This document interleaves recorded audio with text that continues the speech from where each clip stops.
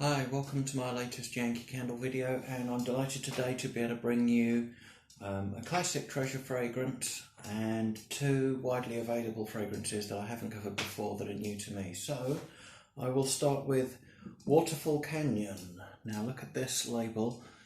I'll see if I can give you a lingering look on this one. It's the most stunning label. Yankee don't really make labels as good as this anymore. Waterfall Canyon.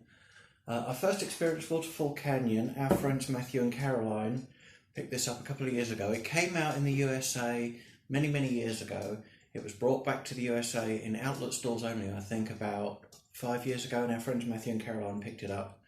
And they brought it round to our house and I smelled it and I thought, wow, this is just the most incredible sparkly blue fragrance that I've ever smelled. So never thought I'd get a chance to get it. It came back out in the USA again 2018, again to outlets, I think, and a couple of the UK people bought some in, and I've been lucky enough to get hold of a couple. So anyway, that's the story of Waterfall Canyon. So you may be able to find this on eBay, probably not really anywhere else. Waterfall Canyon, and not just about the label, the scent's amazing. So let's delve into it a bit further.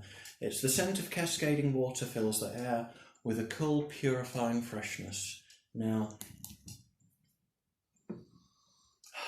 it is like, I think I've still said it, it's a sparkly blue freshness. It's like fresh blue water with, you know, real kind of that freshness if you're out in the hills or the mountains and you get that really fresh, lovely, clean water smell.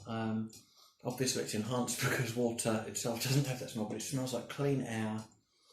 And it's quite strong. If anything, to compare it to another Yankee candle, it's kind of not quite, but in the slight ballpark of maybe a summer version of November Rain, something like that.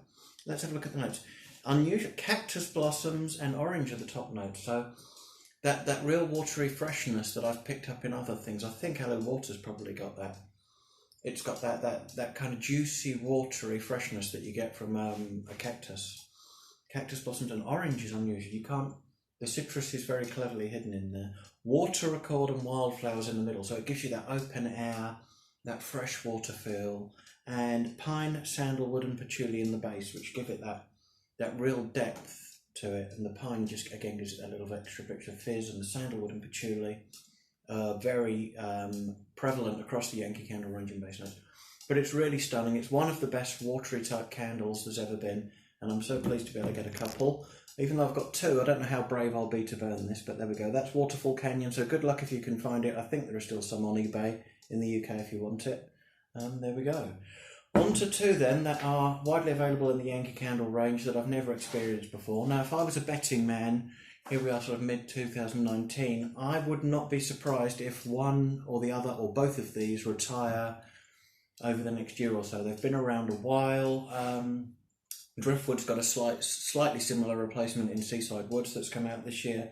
So I'm not saying there's an immediate rush to go out and get these, but if you like them, I would hunt them down kind of sooner rather than later, shall we say. So let's go into Driftwood. I've talked about this for years and I didn't like it when I first tried it and people have talked me into it. I've got a Driftwood votive going here, so. And it's very nice. It's very sandy beachy with a hint of a little something about it. It's quite warming. So anyway, Driftwood, let's have a look at this one. It's the Star, and it's let me see if I can describe this to you. It's kind of a sea accessory designed room, I think, on the label of this one. It's a starfish and a piece of wood and some other kind of sea accessories on the Driftwood label there. And like a salty favourite, I shall try that again, shall I? Like a salty favourite plucked from the beach sand, woody and sun-weathered. So it does it. You can pick up that woodsiness and that warmth in there, definitely, as you burn it. It's quite a warming fragrance, but as I say, it has a little pizzazz about it, something kind of fresh about it too. So let's explore it a bit further in the jar. Yeah, and you can pick up that unusual thing, and that's what I've always known about Driftwood. And it was the first off-putting thing, really, because it's kind of not what you'd expect, but it's very, very nice, and I'm enjoying the votive so far. So it's water lily and sea salt. So you've got that sea salty freshness and a delicate water lily on the top. eucalyptus and driftwood in the middle. So that unusual kind of twist and pizzazz in there is the eucalyptus that you'd normally associate with winter scents, but it's in the summerness of driftwood. And Yankee have done that again this year with Alfresco Afternoon has also got eucalyptus in it. So I know some people say it makes it seem a bit wintry, but not to me. It just gives it a little uplift. You don't always have to have eucalyptus for winter. And the driftwood is that lovely woody warmth, which is enhanced by tonka bean and crisp cedar again in the base note. So you've got that kind of unusual green aspect of driftwood. So it's very beachy. It smells like the sand. It smells like wood. And it's got that little kind of pizzazz in it, which is brought to you by the green notes of eucalyptus and crisp cedar. So it's very nice. I'm enjoying the votive so far. Very, very nice. Really enjoying it. So I'm glad to finally have driftwood to be able to burn that. So there we go.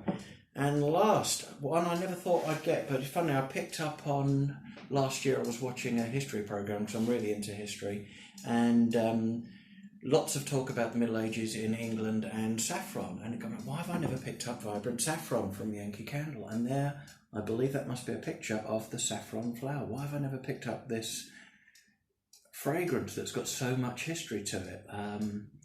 I can't answer yet, but I have now anyway. So let's go into it. Saffron is it's a unique sweet smell.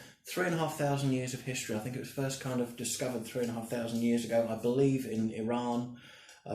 It's one of the world's most costly substances. I think 200 flowers, 200 saffron flowers makes 1 gram of saffron, and it came to England around about the 14th century, I think historians think, into Cornwall. The Cornish traders were trading their local goods and for saffron, and then it started growing, I think in Bude in Cornwall, people started growing saffron in the 14th century, so it became more widespread then across England. It's a real scent with a sense of history, so I was excited to finally get this and delve into the history, so there we go. Vibrant saffron. Let's see what it smells like. The description is, discover the warm and vibrant sweetness of saffron infused with the softness of vanilla. So one of the world's most expensive ingredients in a Yankee Candle. You can't really, you can't knock that, can you? So let's see. Now you're looking for a sweetness in there because saffron is supposedly very sweet. And it does, it has this sweetness, but it's surrounded by almost like a spiciness of cinnamon. It's very elegant, very pretty, and it almost feels historic. It's kind of like walking into, I don't know, if you go into a room and they've done a spritz and a polish in a stately home or something like that. So it's got that real kind of old school flavour to it. So the notes of vibrant saffron, it's got bergamot, cinnamon leaf and star anise at the top. So again, a real spicy, but again, not modern spice, an old feeling spice to the top notes. The middle note is only saffron, so that's where we get the world's most expensive ingredient all through the middle of this candle, the sweetness of saffron. Now it's interesting because when Yankee have done a couple of oud fragrances, and I can now go out and I can detect oud.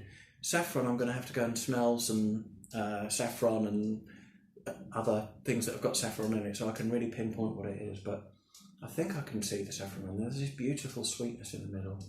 The base notes of this one are warm wood accord, vanilla bean and amber, so it's just warmed underneath by that. I don't know why I haven't got this one before. It smells absolutely divine, and if it is going to go, I'm going to have to pick this up, I think, in a larger jar before it disappears. So it's the beautiful vibrant saffron. So anyway, there we go. 2 that you can go out and get, driftwood and vibrant saffron. That's what I think of those. Waterfall Canyon you may have to hunt a bit harder for. That's it for now. I've got a couple more videos coming up very soon. Thanks for watching, and see you soon.